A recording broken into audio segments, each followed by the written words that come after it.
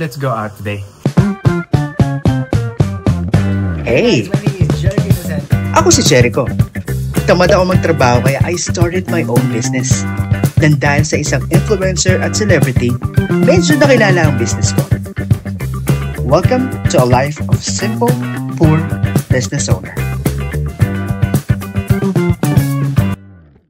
So I'm taking myself out for a date. Hindi to expensive date, guys, ha. And the challenge is, I only have 200 pesos for today. Yun yung challenge natin. 200 pesos lang ang gagastusin natin for today. Kasama na yung pamasahe, kasama na yung food trip, and that's it. Medyo excited ako. Let's go! Oh, baka nagtataka kayo kung saan tayo pupunta. Actually, ang plano ko talaga is puntahan yung school ko nung elementary and high school ako. Since walking distance lang to from our place, lalakarin na lang natin. Oh my gosh, it feels so weird. I feel like I'm a high school student ulit. I'm here sa street ng school namin. Super nakakamiss. I'm here. Actually guys, nakikita ko pa lang yung labas. Sobrang daming alaala na pumapasok sa isip ko. This is my old school. Yan, dito ako nag-high school. Unfortunately, hindi na to school ngayon. This used to be our cafeteria. Dito yung canteen namin. Oh my gosh. Gusto ko sana pumasok. Kaso sabi ni Teacher Boy, yung dating may-ari niyan, wala na daw tao dyan. It's not a school anymore. Habang tinitignan ko tong street ng school namin, naalala ko yung mga moment na uuwi kami, naghaharutan, naghihintayan, nagyayaan kung saan kami tatambay. Ay grabe. So after nating bisitahin yung school ko nung elementary and high school, puntahan naman natin yung school ko nung college. Sakay tayo ng jeep. Pagsakay ko ng jeep, nagbayad ako ng 20 pesos. Ang pamasahe na pala, simula Comembo hanggang Guadalupe is 13 pesos. Mga 16 minutes din ng biyahe simula Comembo hanggang Guadalupe. So pagdating ng Guadalupe ibaba, sasakay tayo ng jeep ulit. Dito naman simula Guadalupe hanggang Camia. Pagsakay ng jeep, nagbayad ulit ako ng 20 pesos. Sunuklian tayo ni Manong ng 7 pesos. Ang pamasahe ulit, 13 pesos. May mga jeep na matagal umalis. Yung iba kasi, pinupuno. Yung iba naman, nagbabaka sakali. Baka may mga pasahero pang sumakay. After 10 minutes, nakarating din tayo sa next location natin. Okay, so pagbaba mo ng jeep, konting lakad lang, dito na tayo. So yan, dito yung tawiran, sasakay tayo ng bangka. That's the bangka. Going there. After natin sa school ko nung high school, now we're going sa RTU, school ka naman nung college. So yung commute na to, ganito ako mag-commute nung college. So,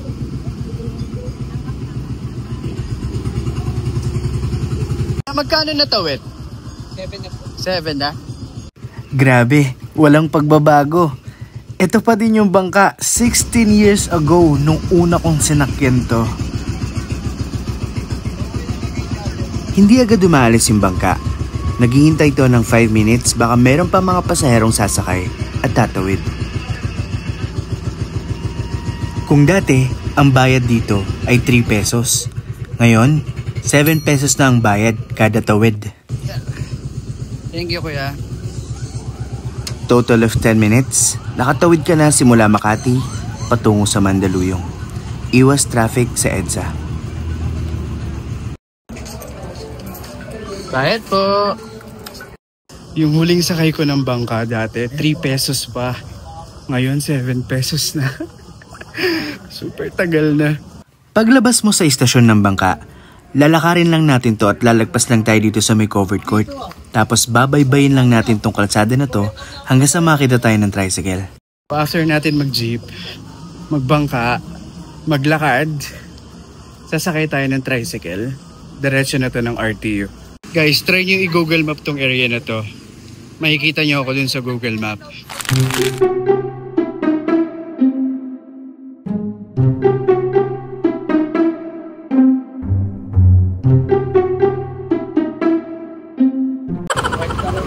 $30? Sige po. Opo. Dati, ang pamasahe dito is 25 pesos. Hindi naman nakakapagtaka na tumaas siya ng 30 pesos dahil sobrang tagal na nun. Matapos makipagkwentuhan kay kuya, 6 minutes lang, nasa RTU na tayo. 30 na kuya? 30? Thank you po. Sa sobrang excited ko sa araw na to, wala ako dala ni isang ID. So, hindi tayo makakapasok ng campus. Napakagaling mo, Jericho. Choking ko dati. Oh my gosh, ano na nangyari? So dyan, isa yun sa mga tinatambayan namin. This used to be choking. Tapos, tatawid ka lang doon. May bilyaran doon. Tapos doon may Jollibee.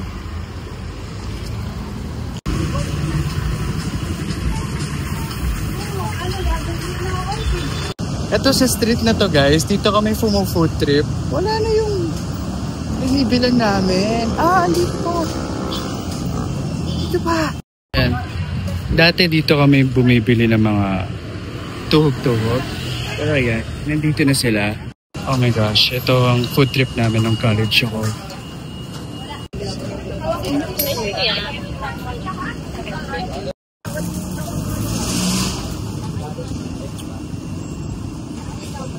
Ate, may tinda po kayong bali? Ang sakit na ng paa ko. Dalawa po. Magkano po isa? Black shoes kasi ako. Gusto ko sana pumasok ng RTU. Problema, wala akong ID, hindi isa. Ang dala ko lang ay PPI card tsaka cellphone. Galing.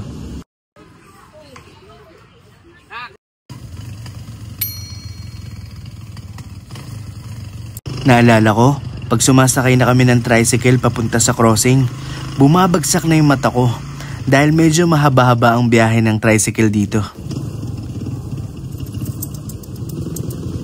Bakit po? Thank you.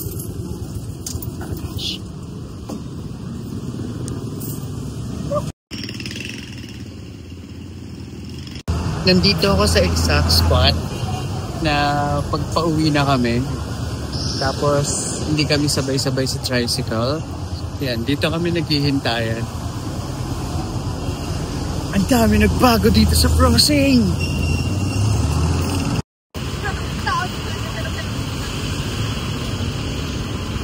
Sobrang dami naman nang nagbago dito.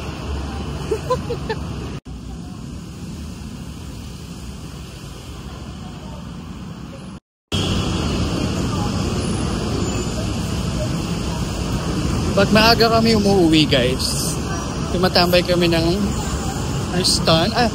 Tumatambay kami ng Shangri-La or SM Mega Mall. Dali ko kayo doon sa favorite spot namin.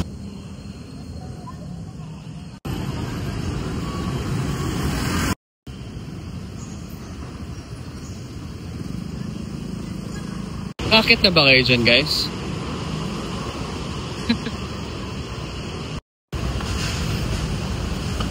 Here. Okay, so this is our tambayan. Starbucks Shangri-La. Pag puno dyan, lumilipat kami dun sa loob, sa taas. Hello! So cute naman. Hello! Hi! Hi! Super cute ng dogs. Ang name nila is Penny and Peanut. Okay, so dadaling ko kayo dun sa tambayan namin, ha? Pag tinatamad kami pumasok ni Gracia, pero wag nyo nang gagayahin yun, okay? So pag tinatamad kami pumasok, or wala kaming klase, that's our tambayan. I miss you, Gracia. Okay, so unfortunately, hindi na siya tambayan. It's already closed. Oh my gosh. Doon kami. Doon ang spot namin ni Gracia. Oh my gosh. Sad. Staycation niya.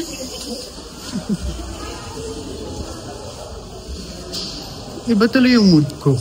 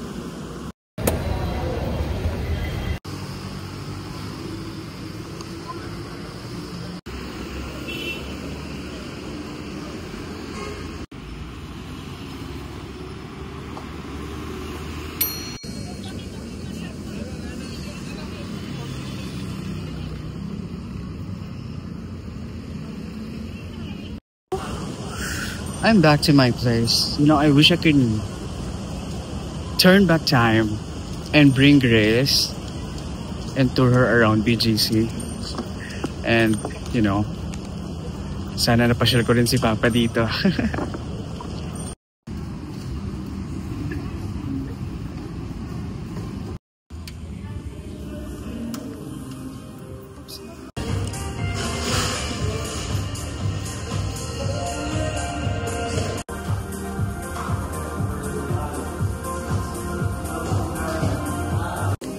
Yeah, yes, ma'am. Thank you. Okay, so I cheated for today. Hindi kasama to sa budget. No. Alright. Okay, so I dropped by dito sa bench to check the Big Willie collection. Pagastos pa tayo. I'm heading home now. Okay, I'm home and it's super duper cold right now. Actually, umaambon sa labas. Okay, by the way, natira sa ating budget is 66 pesos. 200 pesos lang ang budget natin. May natira 66 pesos. Started with 13 pesos from Comembo to Guadalupe. Then another 13 pesos from Guadalupe to Camia.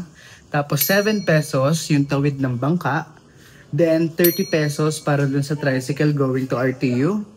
Tapos nag-food trip ako for 25 pesos, yung siomai tsaka yung malaking kwek-kwek. Then nagbayad ako ng 15 pesos para sa tricycle going to crossing. Then 16 pesos yung MRT from Shaw Boulevard to Ayala. Tapos 15 pesos going to Ayala to BGC. I know some of you might be wondering bakit I decided to go back and visit my alma maters. Okay, to be honest, guys, school is really a big part of our life. Hindi tayo nabibigyan lahat ng chance para makapag-school. Pero if you're given a chance na mag-school, sobrang daming memories na, you know, na nandoon. Sobrang importante yon. Kung hindi nangyari yung mga bagay na yon, wala ka sa lugar kung nasan ka man ngayon. So it's really playing a big part sa buhay mo ang pagiging estudyante. Kaya I visited my school kasi it's something good to look back. Sabi nga nila, ang hindi marunong lumingon sa pinanggalingan, hindi makakarating sa paroroonan. So, I don't know, that sentence or that statement keeps on repeating sa utak ko kagabi. Kaya sabi ko, since wala kaming gagawin ng Friday, may lakad si Mama, close kami, bakit hindi ko balikan tong mga school na to? Ang sarap sa feeling. Sarap sa feeling kasi it's really something good to look back. Like, sobrang sarap balikan ng mga memories. Sayang lang, hindi ako nagkaroon ng chance makapasok dun sa mga schools ko. Kasi may mga certain corners, spots, or area dun sa school na if makikita mo yon, may maaalala at maaalala kang memory sa lugar na yon. But it's good. It's good. My heart is so happy right now. Ang saya-saya kasi nag-commute ako. Kung paano ako mag-commute nung college ako, ginawa ko kanina. Sobrang saya. And what's funny, kilala kasi kami dun guys sa tawiran dun sa bangka. So, naalala ko ni ate, ang huling pamasahe pa nun o huling bayad pa doon sa bangka dati is 3 pesos. Ngayon, 7 pesos na. Like, wow. Yeah, I really had fun. It was really a good date with myself. There's no problem in dating yourself, guys. Kung gusto niyo makipag-date sa sarili niyo, go. Ang sarap balikan ng mga places na kinikilig ako. Guys, remember this. Listen to me. There's nothing wrong on dating yourself. Sobrang masarap pa nga magmamasyal at mag-date mag-isa. Kasi, di ba, you can be yourself nang wala kang iniisip na ibang taong kasama. Di ba? By the way guys, parang may mali ako. Kasi yung sukli ko na nandito na lang is 60 pesos. Short ako ng 6 pesos. Bumili kasi ako ng Band-Aid, 2 piraso. Kaya 60 pesos na lang to. Jerbalu, jerbalu, balu, balu, jerbalu, jerbalu, jerbalu, balu, balu, jerbalu, jerbalu, jerbalu, balu, balu, jerbalu, jerbalu. Teka, sino ba yung Jerbalu?